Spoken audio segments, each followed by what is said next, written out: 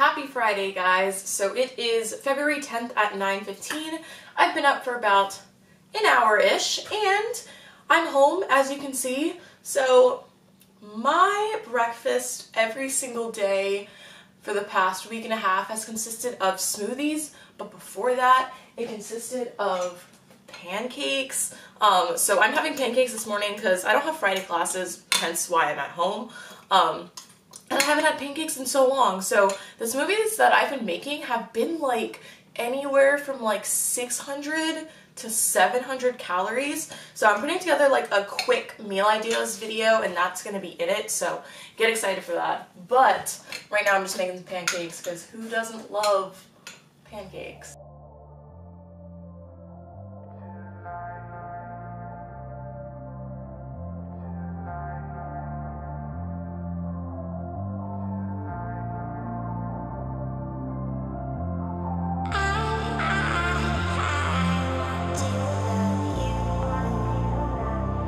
So I get asked what feels like 100 questions a day, and I'm never able to answer all of them, but the number one question that I get is, how do I find my macros? I have a video on that. And the second question that I always get is, how do I track them? So basically, once you've found your macros, you can just download some app. So for example, I use MyFitnessPal. So I'm not gonna show you guys my exact macros for obvious reasons. If you know how to track macros and you understand macros, you know exactly why I would never share them. But right now I'm eating anywhere from 2,500 to like 2,800 calories a day. My metabolism is out of this world, so I eat way over my maintenance. Like my maintenance calories are probably like 2,100 or so. So I eat way over that because I know if I have them lower, I'll end up under eating. So I just have them higher. So if I don't meet that goal, it's okay because I'm still so above what I actually need. So I've actually been tracking very consistently, and I've been tracking like everything to a point because I want to get back in the habit of knowing how much food I need to consume to gain weight. So that I can just start loosely tracking.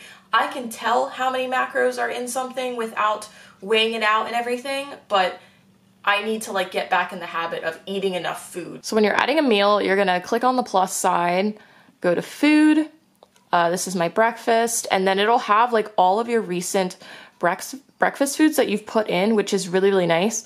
But I don't think, actually no, my pancakes are on here. But if they weren't on here, I would go to the barcode scanner, and then I would just go ahead and literally just scan the box.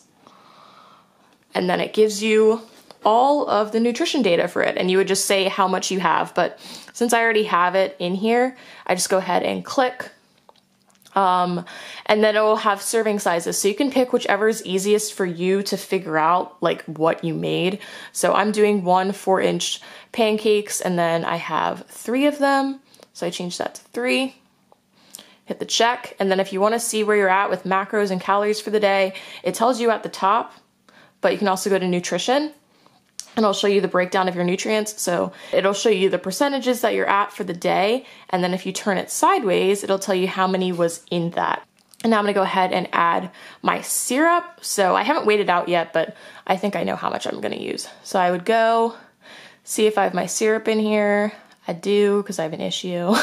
And I'll usually measure it in milliliters because I feel like that's the easiest way to do it. And then it tells you how many calories and what your macros were for that entire meal. So I really, really enjoy MyFitnessPal. So here's the biggest thing I want you to take away from if it fits your macros. Yes, can I fit in pancakes with this much syrup every single day if I really want to? Yes, I can. Should I? Maybe not, but if I want to, I can. Because basically, the way that macros work is it's breaking down your fat, your carbs, your protein. It's breaking down your calories, because when you just track calories, you're not really getting all of the nutrients that you need, in my opinion at least. Now, it may not be as strict for other people, but if you're trying to lose weight or trying to gain weight and you're saying, I just can't, like, I know I'm eating enough, you're not eating enough, because if you were eating enough, then you would be gaining weight. So I always recommend trying out macros, because then you actually learn what's in the food that you're eating, and you don't have this idea that carbs are bad for you and fats are bad for you, because I used to think that fats made you fat which doesn't even make sense because it's like fats are literally in everything.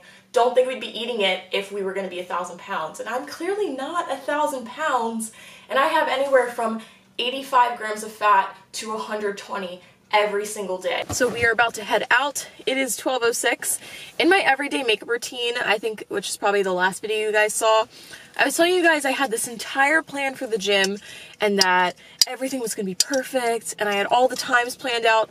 Yeah, that just all went out the window because the amount of people at the gym right now is ridiculous. And it's more than like the New Year's resolution people. It's like people I've literally never seen before. And then it's also people who are like, they clearly have no idea what they're doing. And that's perfectly fine, you're new, but there will just be like groups of people who don't know what they're doing using the equipment that I need for like 45 minutes. And the longest time that I can be at the gym is like an hour and 15 minutes, and that's like in between classes. So I can't even go like any earlier because I'll usually have a class before, or if I don't, then the gym is like insane before, and it's like, well, there's no point in just waiting around when I could just be at my apartment. So the gym is just a mess, which is why I'm benching and squatting today, because I didn't get to bench. I haven't benched in forever because every time I go to bench, all the benches are gone. And the guys at my gym, like half of them, I'm like, you're so chill, I love you. And then the other half, they just like chit chat for hours on end. I literally made an Instagram post about it. If you guys want to read it, I was laughing while typing it because I was like, wow, I love me. It's this one. So if you guys read the caption, it's basically everything that I said right now. But drinking my white Monster. We're not doing pre-workout or anything like that because I don't have any.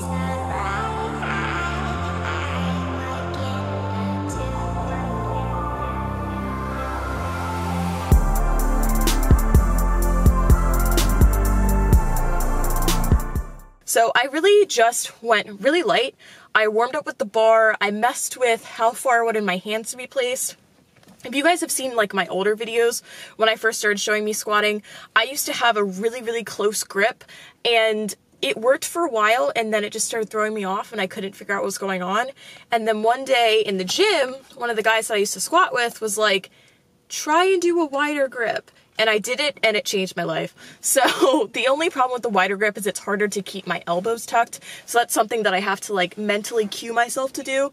So as I get heavier, my elbows get worse, but there's no pain or anything, and I can keep my back pretty tight, so it's not something I'm too worried about.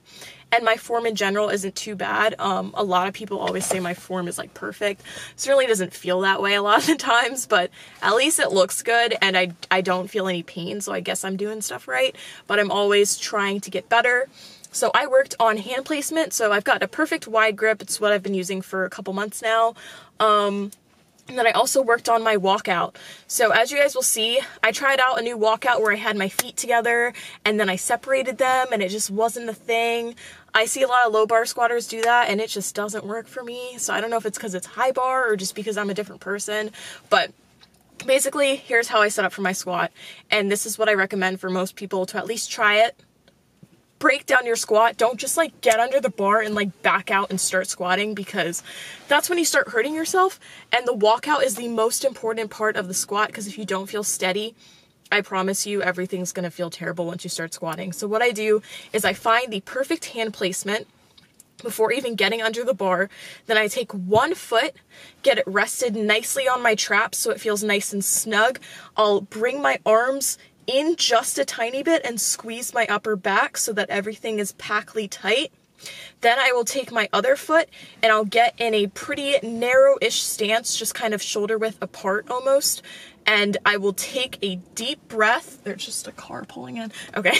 I always feel really awkward. This is why I never film in this parking lot. But I'll take a deep breath, and then I will unrack the bar. And when I unrack, I look down. So you guys will see me getting ready, kind of looking up, but when it's time to unrack, I look down, and then I'll either look up when backing up, or I'll stay down until I get into my spot. It usually depends on how much weight I'm doing.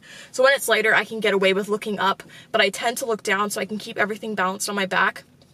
I take 2 steps back, get my feet placed perfectly, and then I will move my toes around and figure out how wide and angled I want my feet to be. I have a wider squat stance because my legs are so long, and I actually point my toes out a little more because it just helps me squat better because I have a very short torso. It's gonna be different with everyone. Some people can just have their feet like this, but I can't squat like that. Like my knees will like literally, like I will just snap in half. So I always keep my feet pointed out just a tiny bit, not anything too exaggerated, but I mess with that until I get the perfect stance. And then when I have the bar on my back, I'll take a deep breath. Okay, back up. When I unrack, I take a deep breath and I hold it in, and as I'm fixing my feet, I breathe out. I find that very important because it helps me stabilize that weight on my back so it doesn't feel super heavy. And then when I go to squat, I take a deep breath of air in through my abdomen. So in your stomach is where you want the air to go, not just in your mouth. And you're gonna tighten your core. Like think about breathing in and then holding your core tight, and then I will squat. And I'll either let the air out on the way up or I'll let it out when I reach the very top. It depends on each rep, how I'm feeling when I need to let the air out, but just make sure that you're holding that air at the bottom unless you're doing like breathing pause squats or something. But in your typical squat, you're gonna wanna hold that air at the very bottom of the squat and let it out when you go up. So that's my squat situation. So I went pretty light. You guys will see, nothing too crazy. I think I worked up to, I did up to 120, and I was just doing like 5 reps, 8 reps, just getting the motion down, slowing down the squat, figuring out how far I need to lean back because of my knee problem that I've been having. I just want to make sure that I'm squatting very safely. I didn't injure my knee from squatting, but obviously my knees are involved in the squat, and I want to make sure I'm not leaning forward too much. And then for bench, I just benched the bar over and over and over again. I have not benched in about 2.5 weeks now, I have to say. And my biggest part that I have trouble with is the setup of my bench. So the way that I've been setting up is I will lean back, create a little bit of an arch, just using one hand. Then I have to fix my hair because I never remember a hair tie. And then I saw Amanda Bucci setting up her bench, and I thought I would try it out. And that has been the best setup for me. So I grab the sides of the rack and I get my upper back super, super tight, and then basically rest my traps on the back of the bench. And when I unrack, I have kind of a medium grip. It's not super, super wide, but it's also not narrow. I'd say it's pretty much just right in the middle between those. I like grab the bar as hard as I can, and when I unrack, I tighten my lats. So that has been a great cue that has helped me because I've had trouble like when I get to the top, like shaking. So I just feel like I squeeze my lats when I unrack, and then I go down. Now I was also messing with how far the bar needed to be down because I haven't benched in a while, so I was like, where is this supposed to go again? So I finally found the perfect placement. It's like under my boobs just a bit, but not too much. You guys will see me go down so much on one of the reps, and I was like, no, this is not a thing. So I found a nice placement right underneath my boobs, which is my chest, which is what we're working in this exercise. So I went ahead, repped those out. I don't even remember how many sets I did. I'm already sore, so that's a good sign. We're gonna go to GNC, grab a Snickerdoodle Lenny and Larry's cookie, and then we're gonna grab Bella and my sushi and go see my grandma.